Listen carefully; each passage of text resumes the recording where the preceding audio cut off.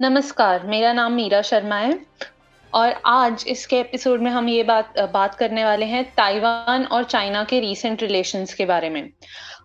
अभी आपने देखा होगा अगर आप चाइना के बारे में पढ़ रहे हैं तो काफ़ी ज़्यादा न्यूज़ आ रही है। हर रोज़ ही एक न्यूज़ आती है रिगार्डिंग चाइना और ताइवान के रिलेशंस कि किसी ने इन्फिल्ट्रेट किया, चाइना ने इन्फिल्ट्रेट किया, उसके रिएक्शन में ताइवान ने भी एक मिलिट्री ड्रिल करी। तो उसके बारे में समझने के लिए सबसे पहले मैं स्टार्ट करूँगी कि ताइवान और चाइना की हिस्ट्री क्या रही है। ताइवान जो ऑफ़िशियली सबसे पहले जाना जाता था रिपब्लिक ऑफ चाइना के नाम से, ओरिजिनल रिपब्लिक ऑफ चाइना, और उससे पहले जब ये इसमें डायनेस्टी रूल कर रहा था, तब इसको जाना जाता था फ़ॉर्मोसा के नाम से। तो ये एक सदर्न कोस्ट ऑफ चाइना पे एक आइलैंड है, जो इंडिपेंडेंटली गवर्न हुआ है सिंस 1949। वहाँ पर मेजरली एथनिक हान चाइनीज़ सेटलर्स रहते हैं, जो एक्चुअली मर्चेंट्स थे, जो इस आइलैंड पे सबसे पहले आए थे इन 17th सेंचुरी। और अभी भी इस आइलैंड पे हान चाइनीज़ की मेजॉरिटी है। उसके बाद इन 1600s किंग डायनेस्टी ने इस पर एनेक्स कर लिया था, इस पे कब्जा कर लिया था। और बाद में जब चाइना इसके ऊपर रूल करता था और किंग डायनेस्टी मेनलैंड चाइना में भी पहुंची, उसके बाद जब सीनो जापानीज वॉर हुई, तो 1895 में जब वो सीनो जापानीज वॉर खत्म हुई, उस टाइम पे एक ट्रीटी साइन हुई थी, जिसको बोलते हैं 1895 ट्रीटी ऑफ शिमोनेस्की। तो उस टाइम पर ये डिसाइड हुआ था कि इंपीरियल चाइना जो है, जो मेनलैंड चाइना है, वो पीस लाने के लिए जापान और चाइना के बीच में ताइवान को एज़ अ कॉलोनी जापान को गिफ्ट कर दिया था उस ट्रीटी के अंडर। उसके बाद जापान ने ताइवान को गवर्न किया एज़ अ कॉलोनी अंटिल 1945। जब जापानीज़ फोर्सेस को बाहर निकाल दिया था रिपब्लिक ऑफ चाइना ने दोबारा से लड़कर, जब चाइना अंडर रूल था चियांग काई शेक के, जो वहाँ के प्रेज़िडेंट थे उस टाइम पर। उसके बाद सबसे पहले हमें जानना पड़ेगा कि चियांग काई शेक कौन थे? चियांग काई शेक उस टाइम पे रिपब्लिक ऑफ चाइना, जो मेनलैंड चाइना भी इंक्लूडेड था, उसके प्रेज़िडेंट थे। लेकिन जब कम्युनिस्ट रेवोल्यूशन आया और माओ ज़ेडोंग ने काफ़ी मिलिटरीली रशिया और सोवियत की हेल्प लेकर धीरे-धीरे मेनलैंड चाइना पर कब्ज़ा करना शुरू कर दिया। तो इन 1949 जो आरओसी थे, वो 1.2 मिलियन पीपल मेनलैंड चाइना से लेकर ताइवान में आ गए, जिसको फॉर्मोसा बोला जाता था। लेकिन जब वो पहुँचे ताइवान, तो उन्होंने फॉर्मोसा से नाम चेंज करके ताइवान कर दिया। वो क्लेम करते थे the real China is Taiwan, और जो मेनलैंड चाइना है वो ऑक्यूपाइड है बाय द कम्युनिस्ट्स। तो उसको मानते हुए काफ़ी लोगों ने, मतलब यूएस ने भी उस टाइम पर, और बाकी सारी कंट्रीज़ ने चियांग काई शेक को सपोर्ट किया था। वो एक डिक्टेटर थे। तो और वो एक काफ़ी स्ट्रॉन्ग आदमी माने जाते थे, जो 5 मोस्ट स्ट्रॉन्गेस्ट पीपल बोला जाता था, including Stalin. Chiang Kai Shek का भी उसमें नाम आता था, because he was the ruler, the dictator of Republic of China before the communist revolution. उसके बाद से चियांग काई शेक ने वहाँ पर रूल किया, एज़ उनकी पार्टी का नाम था केएमटी। उसके बाद 2000 में मेजरली डीपीपी नाम की एक और पार्टी आई। KMT still supported mainland China, पर जब डीपीटी आई, तो उस टाइम पर उनका मेजर एजेंडा था कि ताइवान को एज़ एन इंडिपेंडेंट कंट्री देखना।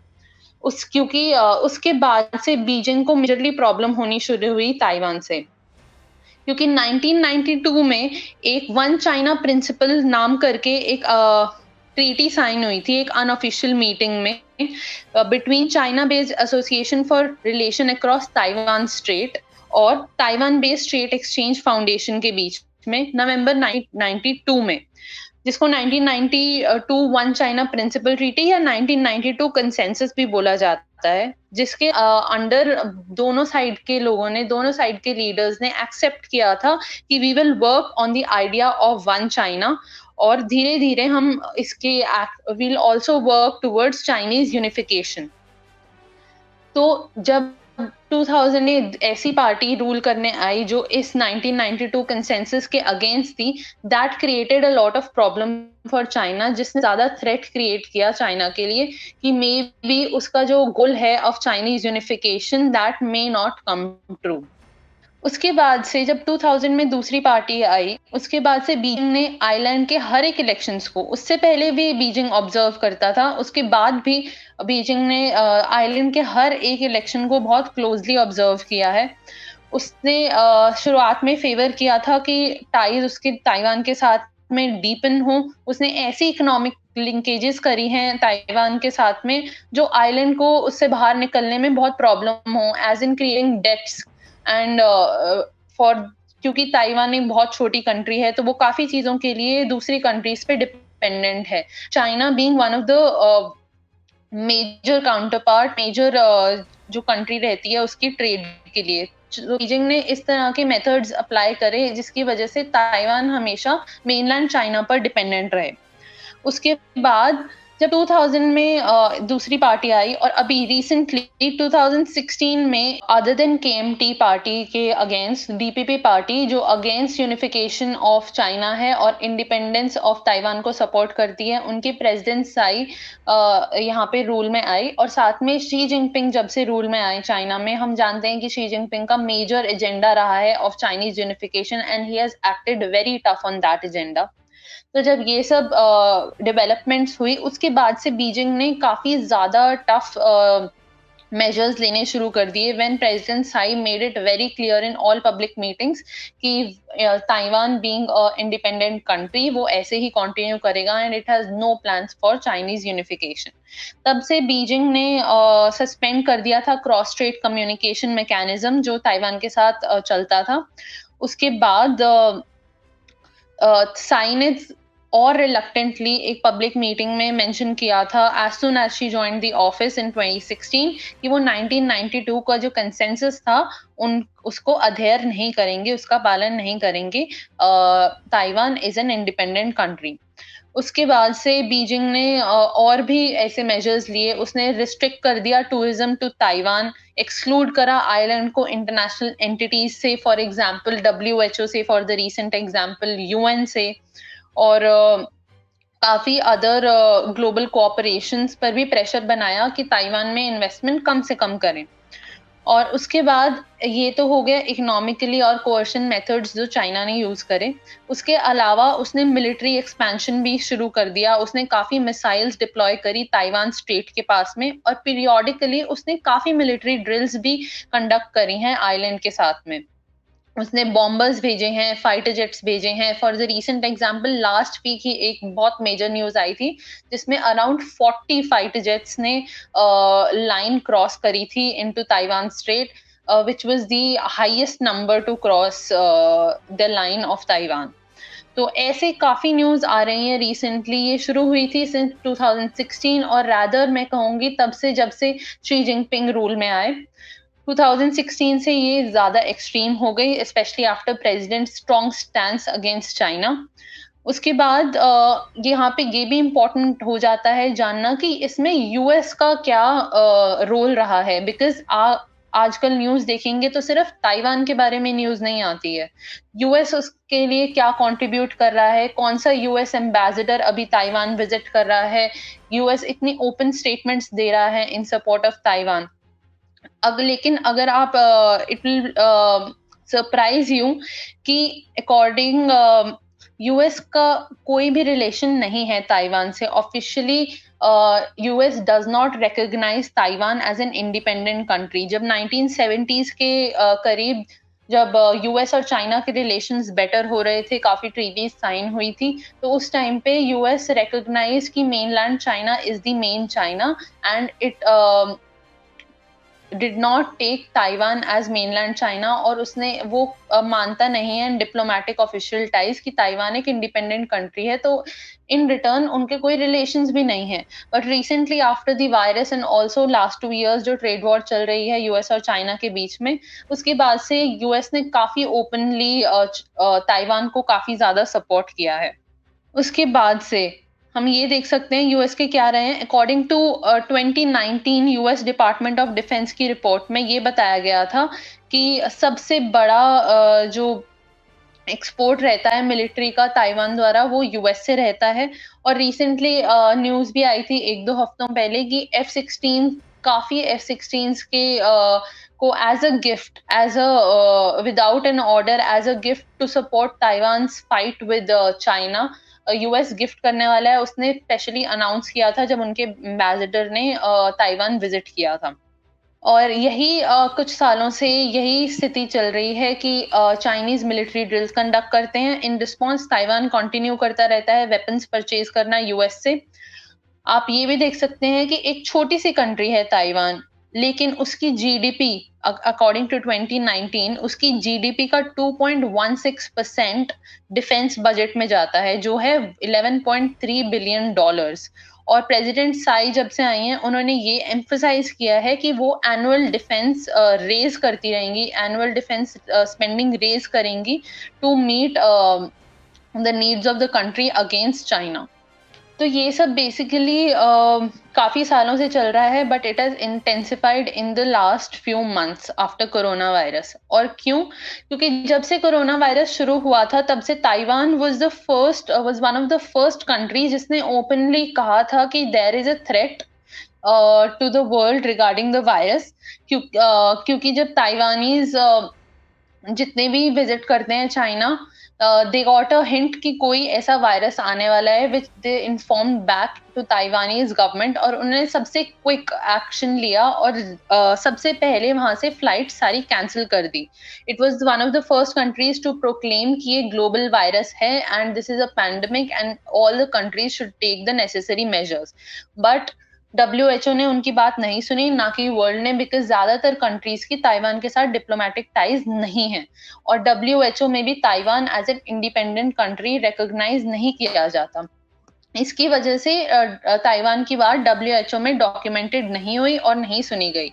उसके बाद एक न्यूज़ सबसे पहले जो फ़रवरी में आई थी, उसमें यही पता चला था कि जिस तरह से पॉलिटिकल रिलेशंस ताइवान और चाइना के बीच में स्ट्रेन हो रहे हैं, उसको ध्यान में रखते हुए चाइना ने इवन आउटब्रेक के टाइम में 1000 ताइवानीज़ को वहाँ से जाने का परमिशन नहीं दिया है, वहीं पर डिटेंशन में रखा और उनको नहीं जाने दिया। सेइंग कि there are threats because of the virus. तो यहाँ से रिलेशंस और खराब होने शुरू हुए कि व्हेन ताइवान रियलाइज्ड और उसने फ्लाइट भेजी थी to bring back its people, then also China did not allow the Taiwanese nationals to return back. First news ये इम्पोर्टेंट आई थी। उसके बाद जो एक मेजर बर्निंग न्यूज़ थी जिसकी वज़ह से चाइना को और प्रॉब्लम हुई, वो ये था कि जैसे ही नेशनल सिक्योरिटी लॉ की बातें चल रही थी हांगकांग के बारे में, तो हांगकांग के जो एक बुक स्टोर ओनर थे, जो बुक्स रखते थे अगेंस्ट चाइना या चाइना के प्रोटेस्ट में कुछ, तो वो बंद कर दी गई थी चाइना द्वारा। और वो अटैक्स किए, मतलब वहाँ पर रेगुलर अटैक्स किए जाते थे हांगकांग में। वहाँ से हांगकांग बुक स्टोर ओनर ने बंद करके दुकान अपनी ताइवान में खोली थी, because Taiwan opened up it's arm कि आप यहाँ पर खोल सकते हैं। तो दैट स्पार्क्ड अनदर ये एक और स्पार्क थी दोनों कंट्रीज़ के रिलेशन में। उसके बाद इश्यू आया डब्ल्यूएचओ का, जैसे ही आगे बढ़ते रहे। उसके बाद जब डब्ल्यूएचओ पर एलिगेशंस लगनी शुरू हुई और डब्ल्यूएचओ की मीटिंग शुरू हुई कि कोरोना वायरस कैसे आया, to see what are the origins of the virus, तब ताइवान ने बोला we have necessary information on that and we look forward to serve the WHO to put through the information for other countries to know.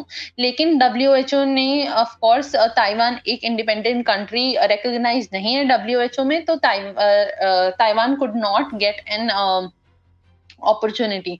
उसके बाद ये opportunity को use करते हुए China ने ये कहा कि अगर ताइवान एक्सेप्ट्स द 1992 कंसेंसस, उनकी प्रेसिडेंट मान जाती हैं कि 1992 कंसेंसस के अंदर कि ताइवान वन चाइना में आता है, मेनलैंड चाइना का पार्ट है, then we will allow Taiwan to represent China on their name, मतलब वो रिप्रेजेंट, उनके डिप्लोमैट्स को रिप्रेजेंट करने देंगे, वरना नहीं।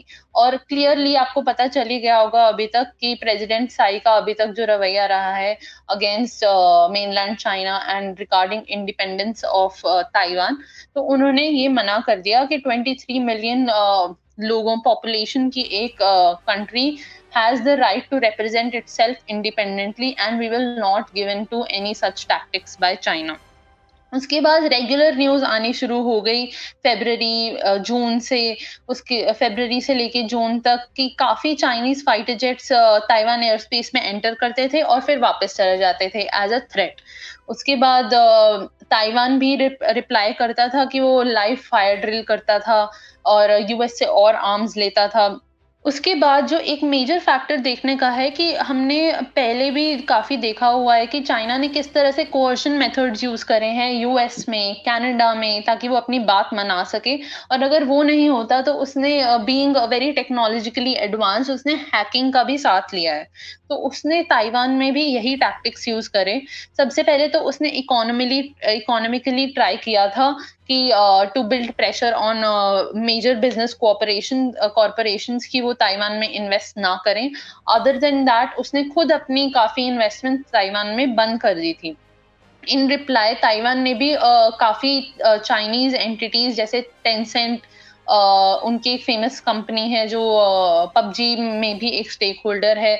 उसके बाद क्वी नाम की एक कंपनी है जिसको बैन कर दिया था, एंटिटी लिस्ट में डाल दिया था ताइवान ने। Taiwan also replied very fiercely. उसके बाद हैकिंग का किस तरह से इस्तेमाल किया है चाइना ने, वो है कि चाइनीज़ हैकर्स ने ताइवान की जो सेमीकंडक्टर इंडस्ट्री है, अभी आप जानते होंगे हुआवेई के बारे में यही बात चल रही है कि उसकी जो सेमीकंडक्टर चिप्स हैं जो वो कंपनी सप्लाई करती थी हुआवेई को, वो चाइना बेस्ड थी, हुआवेई भी चाइना बेस्ड है, उसको एंटिटी लिस्ट में डाल दिया गया है। तो चाइना इज़ स्ट्रगलिंग कि उसकी सेमीकंडक्टर इंडस्ट्री कैसे फ्लरिश करे when its companies are being put in entity list by US जो उसकी बिगेस्ट मार्केट है। और यूएस ने शिफ्ट किया ताइवान की तरफ फॉर सेमीकंडक्टर इंडस्ट्री। उसका बदला लेने के लिए चाइनीज़ हैकर्स ने ताइवान के सेमीकंडक्टर इंडस्ट्री को हैक करने की कोशिश करी।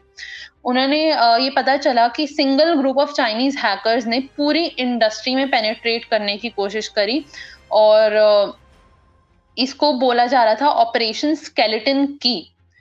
इसको स्केलेटन की इंजेक्टर धीरे-धीरे जो साइक्राफ्ट वहाँ की कंपनी है ताइवान को इसके बारे में पता चला तो उसके बाद इन्होंने बताया कि this is a Chinese company जो इसका बेस कोड आता है, जो कोड लिखा गया है वो चाइनीज़ में लिखा गया है, मैंडरिन में लिखा गया है जो वहाँ बोली जाती है चाइना में या यूज़ करी जाती है फॉर कोडिंग। तो वहाँ से पता चला कि ये चाइनीज़ हैकर्स का एक एक्टिविटी थी to take back at their losing semiconductor industry. तो ये एक कैंपेन नहीं है, चाइना ने काफ़ी ज़्यादा कैंपेन्स चलाए हैं इस तरह के हैकिंग के ताइवान की इकोनॉमी को अनसेटल करने के लिए। तो इस तरह की बहुत न्यूज़ आ रही हैं सिंस फ़ेब्रुअरी इटसेल्फ, नॉट इवन फ़ेब्रुअरी उससे पहले से जनवरी पिछले साल से रादर 2016 से जब से प्रेज़िडेंट साई ने 1992 कंसेंसस के अगेंस्ट बोलना शुरू किया है। तो ये एक रीसेंट रिलेशंस के बारे में वीडियो थी कि ताइवान और यूएस के रिलेशंस किस तरह से ताइवान और यूएस के रिलेशंस कैसे बढ़ रहे हैं और ताइवान और चाइना के रिलेशंस कैसे डिटेरियोरेट हो रहे हैं। इवन हेडलाइंस इस तरह की आ रही हैं कि ताइवान एंड चाइना और are on the brink of world war 3। बस अब यही देखना है कि कुछ महीनों में जिस तरह से चाइना भी अपनी इकोनॉमी के साथ में स्ट्रगल कर रहा है, Taiwan being a small country भी स्ट्रगल कर रहा है, किस तरह से कंट्रीज़ यहाँ से निकल कर आती हैं और यूएस कब तक will support Taiwan in its fight with China. तो ये वीडियो थी ताइवान और चाइनीज़ रिलेशंस के बारे में और जो रीसेंट न्यूज़ उन दोनों रिलेशंस के बारे में बाहर आ रही है। धन्यवाद।